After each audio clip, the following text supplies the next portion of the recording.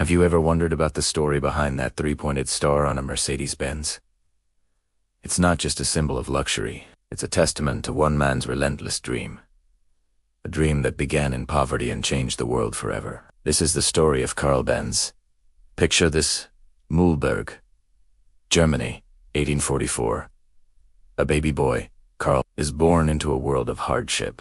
His father, a locomotive driver, dies in a tragic accident just 2 years later, leaving his mother, Josephine, to raise him alone on a meager income. Te were poor.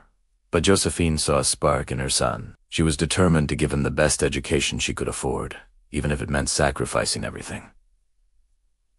From a young age, Karl wasn't like other kids. While they were playing games, he was fascinated by machines. He'd spend hours tinkering, taking apart clocks and putting them back together, just to understand how they worked. His mother's sacrifices paid off. At just 15, he passed the entrance exam for mechanical engineering at the University of Karl. He was brilliant, a natural-born engineer. After graduating, he worked various jobs, gaining experience in different companies, but a regular 9-to-5 wasn't his destiny. He had a bigger, bolder vision churning in his mind. This vision was something nobody had ever seen before: a horseless carriage.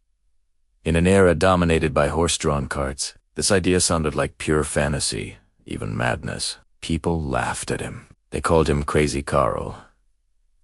Imagine the courage it took to pursue an idea that everyone around you thinks is impossible. But Karl Benz had an unshakable belief in his vision. In 1871, he took his first big leap. With a partner, he started an iron foundry and mechanical workshop. But soon, disaster struck. His business partner proved unreliable, and the company was on the brink of collapse. Just when it seemed like his dream was about to die, a hero emerged: his fiancée, Bertha Ringer. Bertha was more than just his love. She was his biggest believer. Seeing Karl's dream slipping away, she did something unheard of for a woman of her time. She used her own dowry, the money saved for a marriage, to buy out the uncooperative partner. She invested not just her money, but her entire future in Karl's crazy idea. With Bertha by his side, Karl finally had the freedom to innovate. He poured all his energy into his workshop, working day and night. His first major success was developing a reliable 2-stroke gasoline engine in 1879. This was a massive breakthrough. He finally had a power source for his horseless carriage, but getting the engine to work was only half the battle. Now, he had to build a vehicle around it. He obsessed over every detail.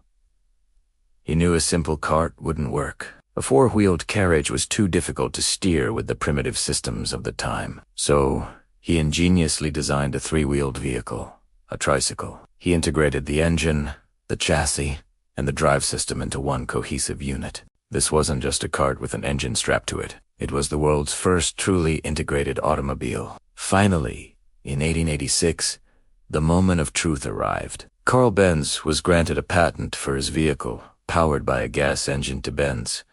Patent Motor Wagon was born. It had a 0.75 horsepower engine and could reach a top speed of about 10 miles per hour. It was noisy, smelly, and looked utterly strange to the public. He tried to demonstrate it, driving it on public roads, but people were scared. Horseshows bolted, and onlookers jeered.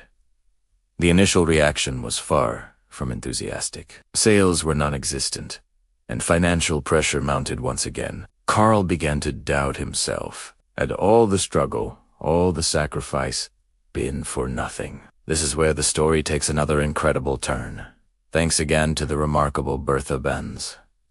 She knew the world needed to see what this invention could really do. So, in August 1888, without telling her husband, she decided to embark on the world's first ever long-distance road trip. Early one morning, she and her 2 teenage sons, Eugene and Richard, quietly pushed the motor wagon out of the workshop, their destination.